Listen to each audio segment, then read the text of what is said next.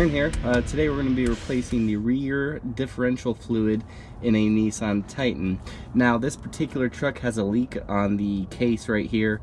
We're actually going to be pulling the case off, cleaning out the inside, any gunk or anything like that, and we're going to be resealing the case with good silicone and making sure that our leak right here goes away. Now if your model does have a drain plug, you don't have to take the case off, but since this vehicle does have about 120,000 miles and I really don't know when the fluid was replaced last, probably going to be good to get in there and clean anything out.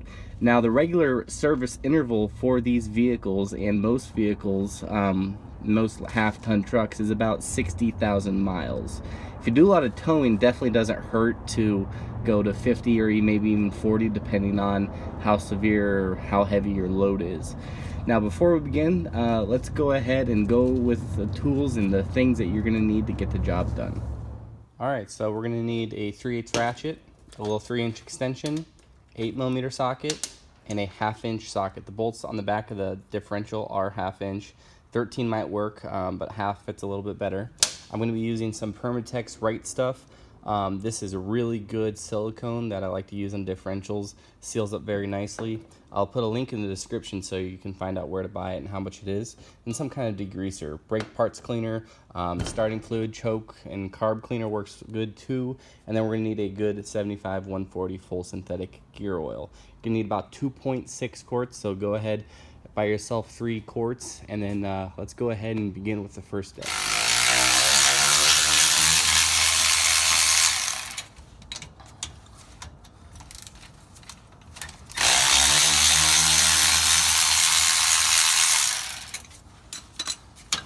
Bend it out of the way and put it behind the differential, and then you're going to use an 8mm socket to remove this bracket right here.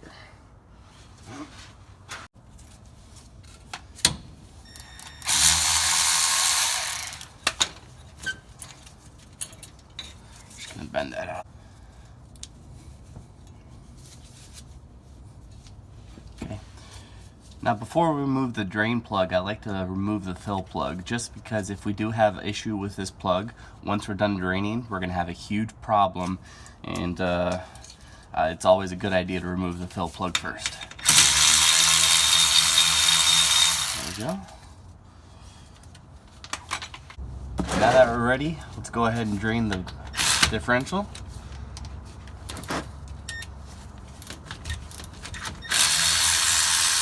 There we are.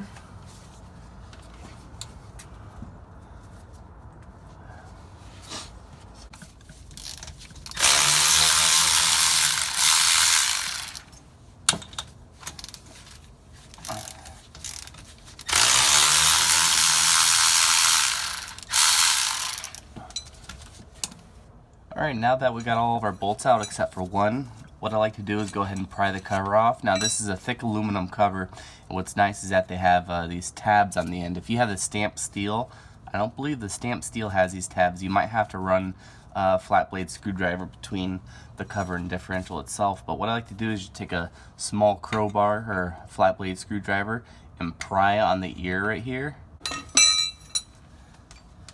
Once that's off, we can take our last bolt. There we are.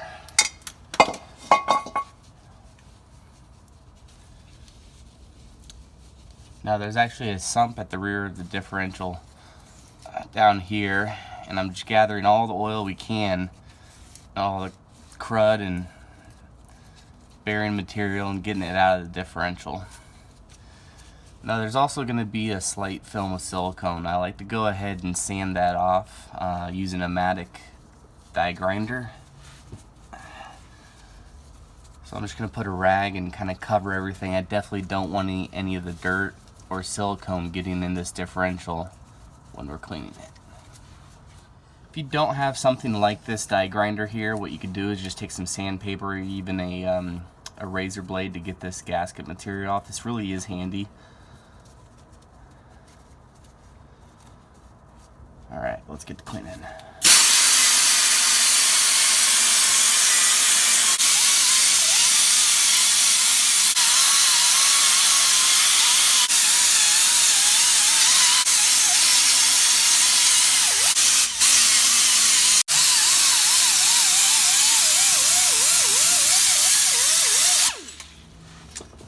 Alright, now that our differential mating surface is nice and clean right here, let's go ahead and do the opposite or the same to this side.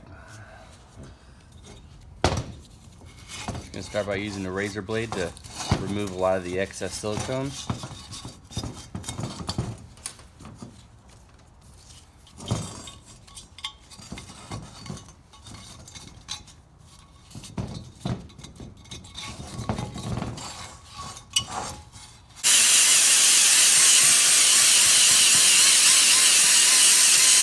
Now if you have the nice aluminum finned cover here, what you're going to notice is that there's actually little grooves that the silicone goes into. It's always best to take this out. That way your new silicone can form into these grooves, which helps seal it a little bit more. It's kind of a pain, but it's gotta happen.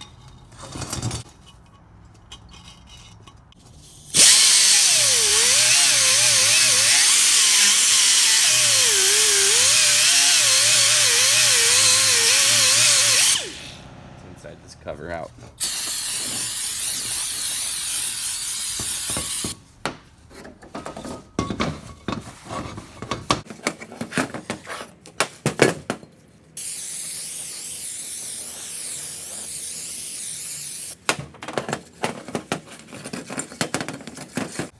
Now that our cover's all clean, the last thing we do before we throw it on is to put a good bead of silicone around the surface of this cover.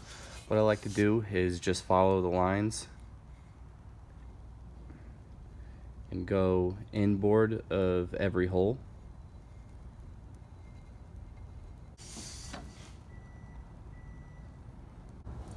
So before we throw our cover on, we're going to go ahead and do what we did to our cover, and that's just degrease it. I really want to give this silicone a good chance to adhere to the differential before we have any fluid going.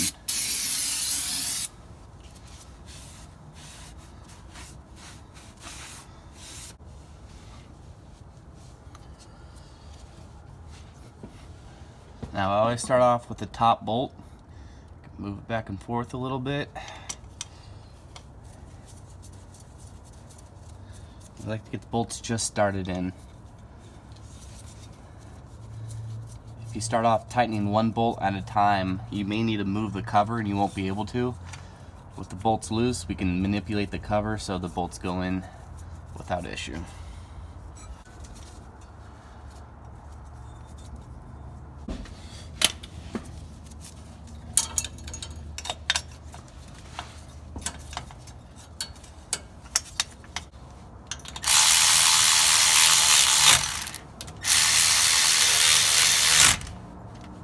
Alright, so now before we start adding fluid, a good thing to do is go ahead and put your brake lines and everything back on, put your drain plug back in.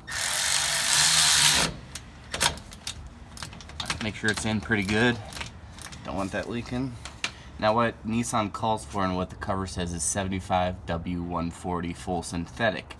It takes about just over 2.5 quarts, I believe, with this style cover, so let's go ahead and add that in. You want to definitely confirm that all of your silicone is dry. Wait at least 2 hours before adding any gear oil in. If you can, wait overnight. The longer the better. Now what I personally like to do is put a little bit of vacuum or fuel tubing over the bottle. That way we can really get in there and tip the bottle up upside down to get every ounce of fluid out of the bottle.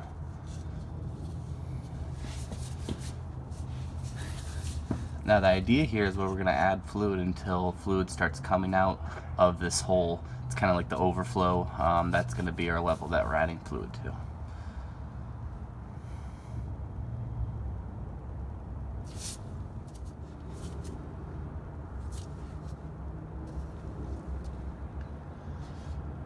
Alright, I believe that's pretty much it.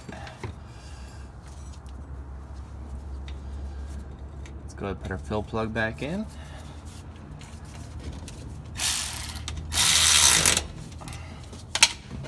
Clean off any excess oil.